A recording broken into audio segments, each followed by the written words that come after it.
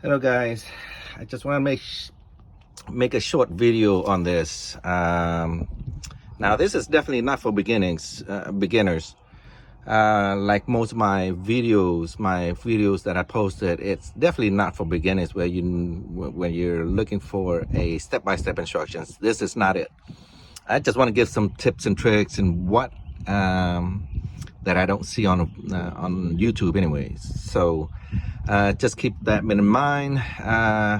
I'm working on a CV axle replacement, front passenger CV axle replacement. It's a two-piece axle where there's, I guess they call it intermediate shaft or a mid shaft or something like that.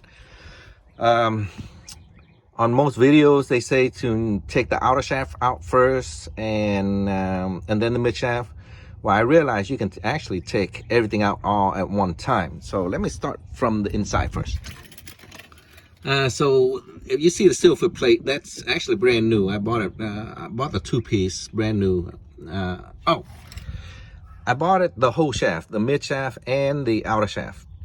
Now, if you're just buying the outer shaft, yes, you will definitely have to knock out the joint. So basically, this joint right here is supposed to be on that side, but I pulled it out. It was so loose that it just came out. It's harder for you to get this joint out because I think this is seized out. I try to put a crowbar or something to try to just remove the outer shaft, but I believe it's easier just to take the whole shaft out and try to remove the joint. But anyways, I bought the whole unit itself. It doesn't cost but a couple of more bucks, I guess, like 30, 40, maybe 50 more bucks just to buy the whole unit. But anyways, if you do buy both shafts or the whole thing that goes towards the transmission, that silver plate. So basically, that bolt and the one on the bottom, right here, that one, you remove that, and of course, you remove this nut. The whole shaft comes out very easily. So just want to give you tips that now to remove the axle from this knuckle, this hub. What I did, I removed the caliper, two bolts, of course. Remove the caliper. I remove this to get some slack, and I hang the caliper up on top. You should know that. To strut to knuckle bolts and nuts, I remove that. Of course, the axle nut and the ABS sensor. I removed it anyway. I just didn't want to take a chance of damaging it while I'm removing the shaft. So I took that out. Just kind of fold it right there or something. Just get it out of the way. 10 mil bolt on that. And this is a 12 mil.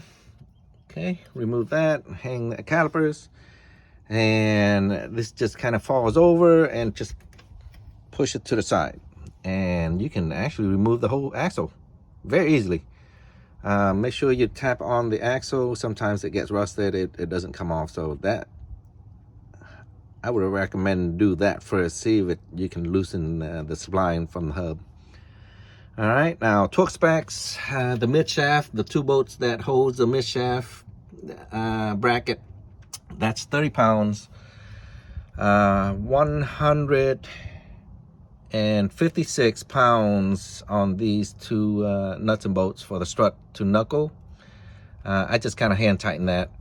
It's a 12 mil bolt. Since I removed the caliper, that is 52 foot-pounds.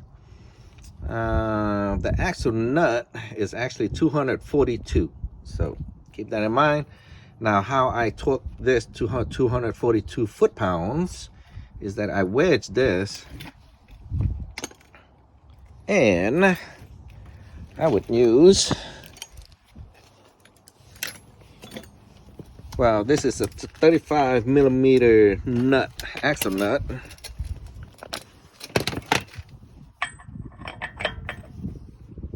And this screwdriver here is wedges into this vent hole, this vent, for leverage, and I just torque it down.